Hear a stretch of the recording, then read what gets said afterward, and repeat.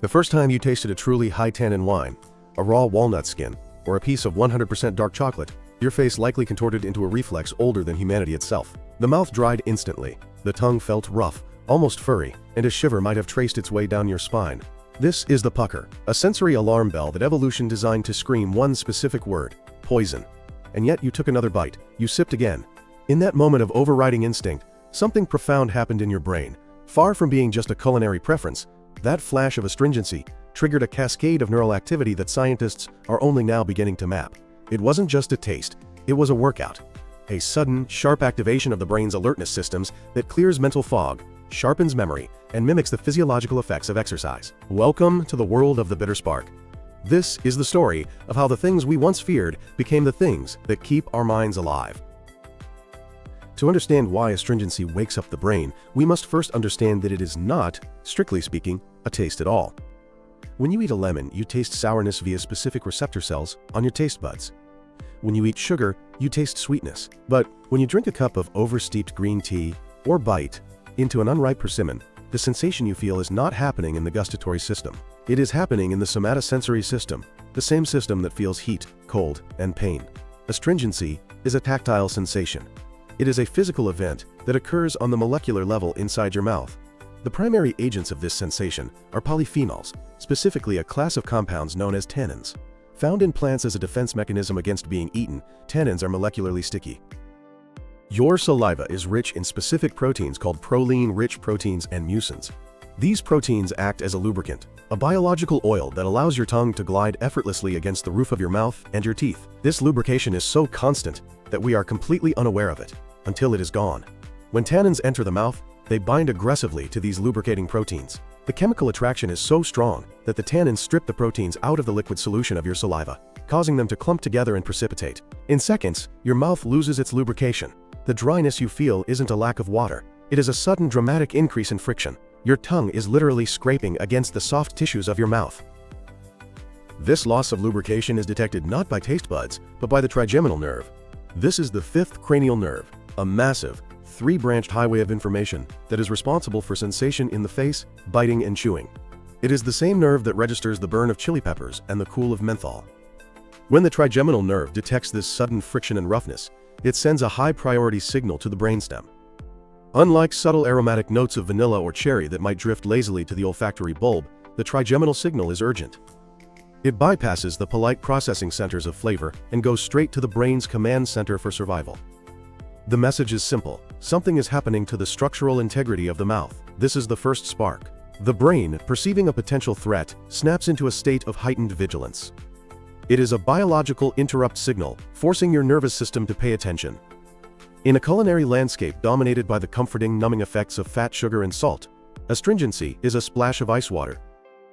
Recent research from the intersection of food science and neuroscience has begun to illuminate what happens after that trigeminal alarm is tripped. The results challenge our understanding of nutrition and suggest that the sensory experience itself, the very act of feeling that pucker, provides a unique cognitive benefit. The trigeminal nerve feeds into the brainstem, specifically interacting with a small but critical nucleus called the locus coeruleus. The locus coeruleus is the primary source of the neurotransmitter noradrenaline for the entire brain. Noradrenaline is the brain's wake-up chemical. It regulates arousal, attention, and the stress response. When the locus coeruleus fires, it sprays noradrenaline across the cortex, sharpening focus, enhancing memory retrieval, and increasing the signal-to-noise ratio of neuronal firing. It is the neurochemical equivalent of turning up the contrast on a blurry image. Studies using mouse models have shown that the ingestion of astringent compounds like flavonols triggers this pathway. The sensory shock of the astringency acts as a mild stressor. It is not enough to cause damage, but enough to activate the system. But the brain doesn't just wake up, it also learns. The activation of these pathways has been linked to the release of dopamine in the hippocampus, the brain's center for memory and learning. This is where the workout analogy becomes literal. Just as physical exercise places a mild stress on muscles, causing them to repair and grow stronger, the sensory stress of astringency places a demand on the nervous system. The brain responds by upregulating the production of neurotrophic factors, proteins like BDNF, or brain-derived neurotrophic factor, that encourage the growth of new neurons and synapses. In this light, a glass of tannic Cabernet Sauvignon or a square of bitter chocolate is not just a treat, it is a cognitive representative. It is a momentary challenge that forces the brain to engage, adapt, and strengthen. This phenomenon falls under the biological concept of hormesis, the idea that low doses of a stressor elicit a beneficial adaptive response. We accept this readily in other areas. We lift heavy weights to tear muscle fibers so they grow back bigger. We sit in saunas to stress our cardiovascular system. Astringency is sensory hormesis. The unpleasant sensation of dryness and bitterness is the stressor. The brain's compensatory reaction, which includes increased blood flow, heightened alertness, and the release of mood-regulating neurotransmitters, is the benefit. In a modern diet that is increasingly pre-chewed, processed, softened, sweetened, and smoothed, our trigeminal nerves are understimulated. We are living in a sensory, sedative state. Introducing astringent and bitter foods is a way to reintroduce the necessary friction that keeps the neural machinery oiled and running. If astringency is so good for us, why did evolution program us to hate it? To a hunter-gatherer, the world was a pharmacy, but it was also a minefield. Many of the most toxic compounds in nature, alkaloids like strychnine and cyanide, taste intensely bitter. Many unripe, indigestible fruits are intensely astringent, signaling that their seeds are not yet ready to be spread. The pucker was nature's way of saying, "Stop, spit it out, wait." However, humans are omnivores. We cannot survive on a single food source. We must explore. This created a tension that psychologists call the omnivore's dilemma, the simultaneous need to seek new foods, known as neophilia, and the fear of new foods, known as neophobia. Over hundreds of thousands of years, humans learned that while some bitter things kill you, others cure you. We learned that the astringency of an unripe fruit meant wait, but the astringency of a medicinal bark meant heal. We began to hack our own biology. We discovered that by processing these foods, such as roasting cacao, fermenting tea leaves, or aging wine, we could tame the toxicity while retaining the spark. We didn't just tolerate the sensation, we began to revere it. Historically, the most bitter and astringent substances were always the most prized medicines. In ancient Egypt, wormwood and gentian were used as tonics to purge parasites and stimulate digestion. In traditional Chinese medicine, bitter is one of the 5 elemental phases, associated with the heart and the small intestine, used to clear heat and dry dampness. In Ayurveda, astringent or kashaya is one of the 6 rasas, or tastes, essential for balancing the biological energies and believed to squeeze the tissues and improve tone. This evolutionary pivot from avoiding bitterness to seeking it out marks a profound shift in human consciousness. It represents the triumph of knowledge over instinct.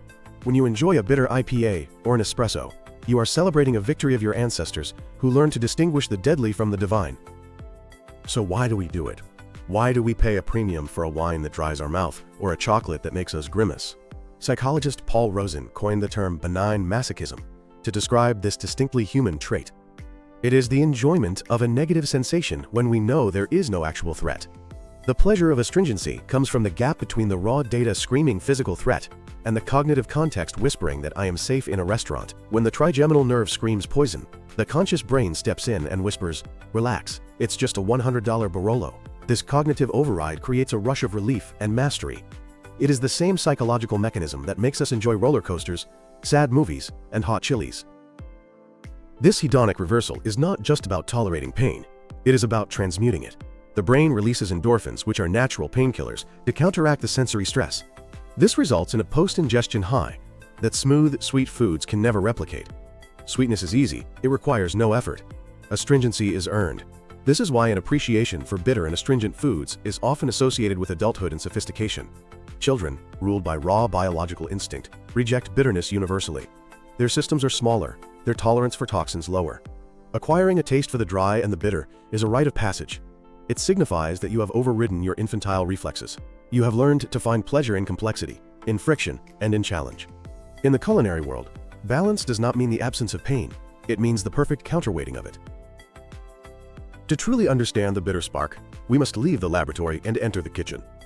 Across the globe, cultures have developed sophisticated rituals and vocabularies to manage and celebrate these difficult sensations. Let us tour the equipment in this neural gymnasium. First, the grape's armor, red wine. Wine is the most famous vessel for astringency. The sensation comes from tannins found in the grapes, skins, seeds, and stems, as well as the oak barrels used for aging. Sommeliers have developed a poetic lexicon to describe the precise nature of the pucker. They describe it as velvety or silky when tannins are fine-grained and polymerized, creating low and pleasant friction like a high thread count sheet. They call it chewy or chunky when tannins are abundant and bold, and you can almost feel a physical weight on the tongue. Or they might call it angular or austere, referring to a wine with high acid and high tannin that feels sharp and unyielding. This is the workout wine, challenging and intense. To drink a high tannin wine like a young Cabernet Sauvignon or Nebbiolo without food is a test of endurance. But pair it with a fatty steak, and magic happens. The fat coats the mouth, providing a barrier. The tannins bind to the meat proteins instead of your salivary proteins. The wine cleanses the palate of fat. The fat protects the palate from the wine. It is a biochemical waltz. Next, consider the god's elixir, cacao. Before it was a candy, chocolate was a sacrament. The ancient Olmecs and Mayans consumed cacao as a bitter, spicy, frothy beverage. It was not a dessert. It was a stimulant for warriors and priests. Raw cacao is intensely bitter and astringent. It contains theobromine and massive amounts of flavonols. Today, the cacao ceremony has returned in spiritual circles, where participants drink a thick, unsweetened paste of raw cacao. The immediate physiological effect is a heart-opening rush, a combination of the vasodilator effects of theobromine and the trigeminal shock of the bitterness. Even with a modern high-percentage dark chocolate bar, eating it requires a different technique. You do not chew, you let it melt. This slow release modulates the astringency, turning a sharp spike into a long, slow burn of flavor. Then there's the green gold olive oil. In the world of extra virgin olive oil, a cough is a compliment. High-quality, early-harvest olive oil is rich in a phenolic compound called oleocanthal. When you swallow it neat, it triggers a very specific, stinging irritation at the back of the throat. This is known as the two-cough rule. The science behind it is fascinating. Oleocanthal activates the TRPA1 receptor, which is the exact same receptor activated by ibuprofen. It is a natural anti-inflammatory. Olive oil connoisseurs rate oils by their pungency. A one-cough oil is good. A two-cough oil is excellent. That sting is the direct sensory evidence of the oil's health potency. If your oil is smooth and buttery with no bite, it likely lacks the spark of fresh polyphenols. Nature also teaches us lessons through fruit, specifically the deceptive fruit, persimmons. No food teaches the lesson of astringency more cruelly than the unripe Hachia persimmon. Bite into one before it is ready, and your mouth will feel like it has been stuffed with cotton balls. The tannins are soluble, meaning they are free to bind instantly with every protein in your mouth. To eat a Hachia, one must practice the art of bledding, letting the fruit over-ripen until it looks almost rotten. Inside, a chemical miracle occurs. The fruit produces acetaldehyde, which binds the soluble tannins into insoluble clumps. They are still there, but they can no longer bind to your tongue. The fruit transforms from an inedible sponge into a sweet, jelly-like pudding. The bitter spark here is a guardian of the fruit's maturity. Finally, we have the brain nut, walnuts. Crack a fresh walnut, and you will see a thin, papery skin covering the pale meat. Most bakers try to rub this skin off. They are making a mistake. That skin contains 90% of the phenols in the walnut. It is the source of the slight bitterness and astringency that offsets the rich, creamy fat of the nut. This bitterness is the taste of ellagic acid and other compounds that fight oxidative stress. By eating the skin, you are consuming the plant's own immune system. The drying sensation is the tactile proof of its potency. We are entering a new era of sensory nutrition. For decades, the food industry has raced to the bottom of the bliss point, the mathematically calculated ratio of sugar, salt, and fat that makes food addictive and effortless to eat. The result is a population that is overfed, undernourished, and neurologically bored. But the pendulum is swinging back. Visionary chefs and writers are championing the return of the challenging palate. Sami Nosrat teaches that salt is not just for saltiness, but is a tool to tame bitterness without erasing it. A pinch of salt in coffee or on grapefruit suppresses the bitter transduction, allowing the spark to remain without the bite. Jennifer McLagan, author of the book Bitter, argues that bitterness is an SOS, a signal of complexity and danger that makes eating exciting. A meal without bitterness is a melody without a baseline. It lacks depth. So how do you incorporate the bitter spark into your life? You don't need to chew on tree bark. You need a protocol of progressive desensitization. Start with a dark chocolate ladder. Start at 60%. When that tastes sweet, move to 70%, then 85%. Stop chewing, let it melt. Focus on the finish. Adopt the tea ritual. Brew loose-leaf green tea and do not add sugar. Notice the texture on your tongue. Is it drying? Good. That is the catechins working. Attempt the salad shift. Replace iceberg lettuce with arugula, radicchio, and dandelion greens. Dress them with fatty olive oil and salt. The fat and salt will balance the green pain, turning it into a complex, peppery delight. And finally, drink the wood. Explore wines aged in oak, or wines made with skin contact. Look for the word structured on the label. The bitter spark is more than just a flavor profile. It is a philosophy of resilience. In a world designed to comfort us to death, astringent tastes offer a moment of necessary friction. They remind our bodies that we are alive. They trigger the ancient machinery of survival, flooding our brains with the chemicals of focus, learning, and repair. When you embrace the pucker, you are doing more than expanding your palate. You are taking your nervous system to the gym. You are engaging in a dialogue with nature that says, I can handle this. I can transmute this friction into fire. So the next time you taste that dry, bitter, challenging note in your wine or your greens, don't reach for the sugar. Don't recoil. Lean into it. Feel the dryness. Feel the spark. Your brain is waking up.